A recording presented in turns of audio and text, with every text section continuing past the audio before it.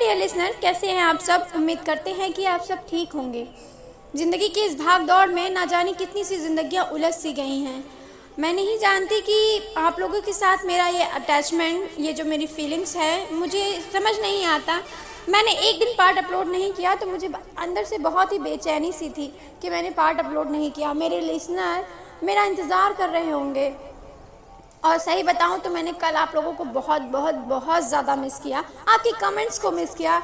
मेरी एक story listener हैं कृतिका राठौड़, उन्होंने मुझसे पूछा कि मेरा नाम क्या है, तो मैं उन्हें अपना नाम बताऊंगी, बट थोड़ा वक्त दीजिए मुझे अपना नाम बताने के लिए, क्योंकि मैं चाहती हूँ कि मेरी एक अपनी पहचान हो जाए, उसके बाद मैं अपना नाम रिवील करूँ।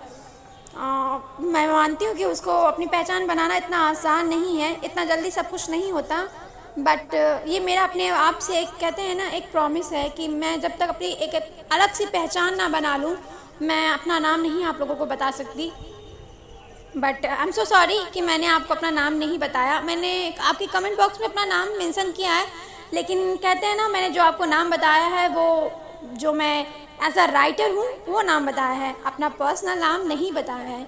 आई होप जल्दी वो वक्त आए जब मैं आपको अपना पर्सनल नाम बताऊँ। And thank you so much Kritika, आपकी कमेंट्स बहुत खूबसूरत होते हैं, जिसे पढ़ने के बाद मुझे एक अलग सी कहते हैं अलग सी फीलिंग आती है, आपको जानने का मन करता है मुझे। बट कहते हैं ना, स्टोरी टेलर और लिसनर का रिश्ता एक अलग ही कॉम्बिनेशन होता है। तो चलिए आपकी स्टोरी को आगे बढ़ाते हैं। Yashika you are only mine. अब आगे फार्म हाउस। अचानक से उस रूम का डोर ओपन हुआ। रूम का डोर ओपन होते ही याशिका जैसे ही पीछे मुड़ी, वो डर गई। उसके सामने एक आदमी खड़ा था जिसके फेस पर मास्क लगा हुआ था। उसकी सिर्फ आंखें दिखाई दे रही थी। उसकी आंखें बहुत ही डरावनी दिख रही थी। उसने अपने हाथों में नाइफ लिया हुआ था और वो याशिका की तरफ बढ़ रहा था। याशिका जल्दी से ड्रेसिंग टेबल के पास से उठी और पीछे बढ़ने लगी, और आदमी आगे बढ़ा और अचानक से चाकू निकाल याशिका की तरफ सीटी बजाते हुए बढ़ने लगा और गाना गुनगुनाते हुए बहुत ही प्यार से कहा, याशिका। याशिका को समझ नहीं आ रहा था कि ये कौन है जो इसे इस तरह से उसका नाम ले रहा है। वो आदमी अपनी छिछोरी नज़रों से याशिका को बहुत ही गंदी तरह से घूर रहा था। वो याशिका को ऐसे देख रहा था जैसे उसे अभी खा जाएगा। याशिका डर से चीख रही थी, सर प्लीज़ ऐसा मत कीजिए सर, ये मजाक अच्छा नहीं है। याशिका को लग रहा था कि ये सब सर ने किया है। वो आदमी आगे बढ़ा और याशिका को जैसे ही पकड़ने को हुआ, याशिका साइड से निकल गई और जैसे ही डोर की तरफ भागी, उस आदमी ने पीछे से याशिका के बालों को कस के पकड़ लिया। दर्द की वजह से याशिका की आह निकल गई। आह! उस आदमी ने याशिका के बालों को खींचते हुए उसे बेड पर पटक दिया और जैसे उसके ऊपर आया, याशिका ने अपने दोनों हाथों से उसके ऊपर रखा और उसे दूर धकेलते हुए पास में रखे कांच के जग को उसके ऊपर मारा। उस आदमी के फॉरहेड से खून निकलने लगा और वो आदमी बौखला गया और याशिका पर चाकू से वार करने लगा। याशिका बचने की कोशिश कर रही थी, लेकिन इस नकाबपोश ने एक चाकू को चलाया और चाकू याशिका के हथेली पर लग गया और तेजी से खून निकलने लगा। याशिका के अंदर अब हिम्मत नहीं बची थी कि वो उसका सामना कर सके। याशिका भागने की कोशिश कर रही थी, तभी अचानक एक तेज आवाज़ गूंजी, याशिका। उस कोल्ड आवाज़ से उस आदमी के हाथ रुक गए और उसके दूसरे हाथ से उसने याशिका को पकड़ा हुआ था, उसकी पकड़ ढीली हो गई। इस आदमी ने हंसते हुए कहा, याशिका, यही है ना तुम्हारा वो आशिक जिसके लिए तुमने हमें धोखा दिया। याशिका को कुछ समझ नहीं आ रहा था। इससे पहले वो आदमी कुछ और बोलता, उसके फॉरहेड पर एक बुलेट आकर लगी। याशिका ने अपनी आंखें और कान बंद कर लिए। शौर तेज कदमों से आगे बढ़ा और याशिका को कमर पर अपना हाथ रख उसे अपने सीने से लगा लिया और उस आदमी पर लगातार फायरिंग करने लगा। तभी वहां फहद आया और शौर को इस तरह पागलों की तरह शूट करते देख चीखते हुए कहा, बॉस वो मर गया है। और जैसे ही गन लेने के लिए आगे बढ़ा, शौर ने गन फहद पर पॉइंट कर दिया और कहा, दूर हटो, जाओ यहाँ से, इससे पहले मैं तुम्हारी जान ले लूं, हट जाओ मेरी नज़रों से। शौर की आंखों में खून सवार था। एक साइड से उसने याशिका को अपने सीने से लगाया हुआ था और दूसरे हाथ से फहद पर गन पॉइंट किए हुए था। फहद डर से कांप रहा था। शौर ने गुस्से में कहा, निकल जाओ फहद, इससे पहले मैं कुछ ऐसा कर दूं जिसकी वजह से सब बर्बाद हो जाए। फहद जल्दी से वहाँ से निकल चला गया। शौर की शर्ट पर खून के धब्बे थे। शौर ने याशिका को अपने सामने किया तो उसने देखा कि याशिका का चेहरा पीला पड़ चुका था। याशिका को इस तरह देख शौर ने उसे अपने सीने से लगाते हुए कहा, आई एम सॉरी छोटी बिल्ली।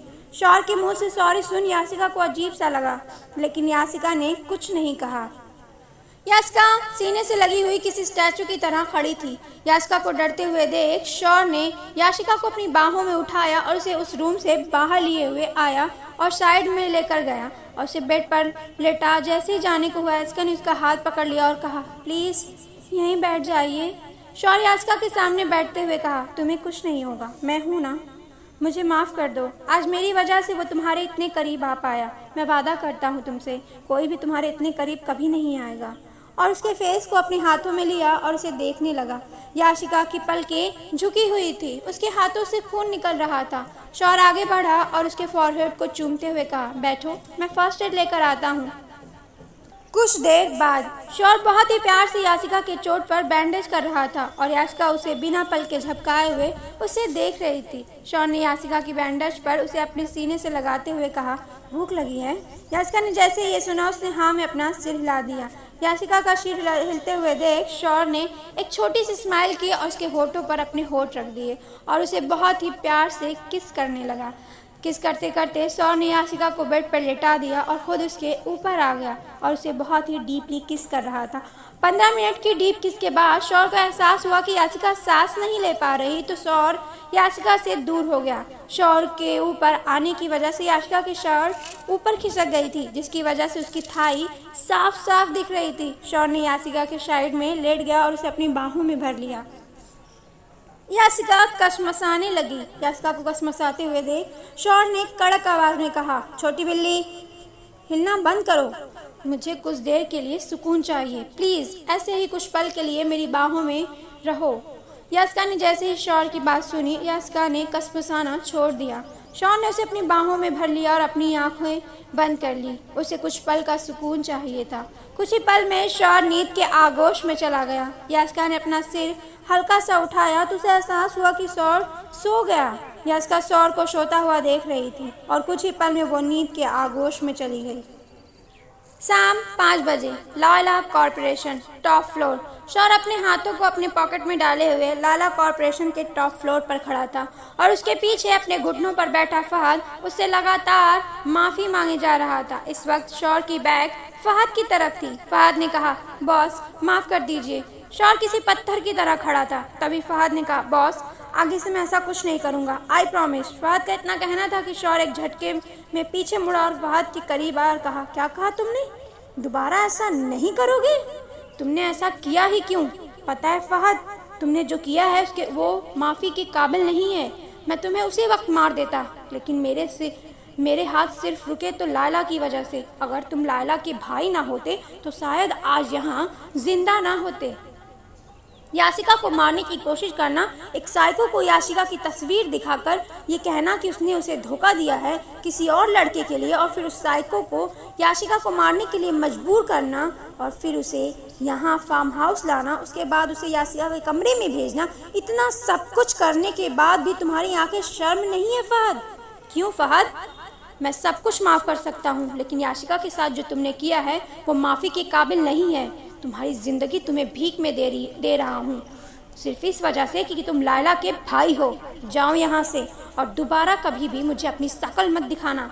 फहद ने जैसे ये सुना उसने शौर के पैर पकड़ लिए और कहा, बॉस नहीं, प्लीज़ माफ़ कर दीजिए, मैं आपके बिना नहीं रह पाऊँगा। मुझे आपकी आदत है। मैं मानता हूँ मैंने जो किया वो बहुत गलत किया, लेकिन मैंने सिर्फ और सिर्फ ये सब लायला के लिए किया। शौर ने गुस्से में अपने दांतों को पीसते हुए कहा, लायला के लिए किया?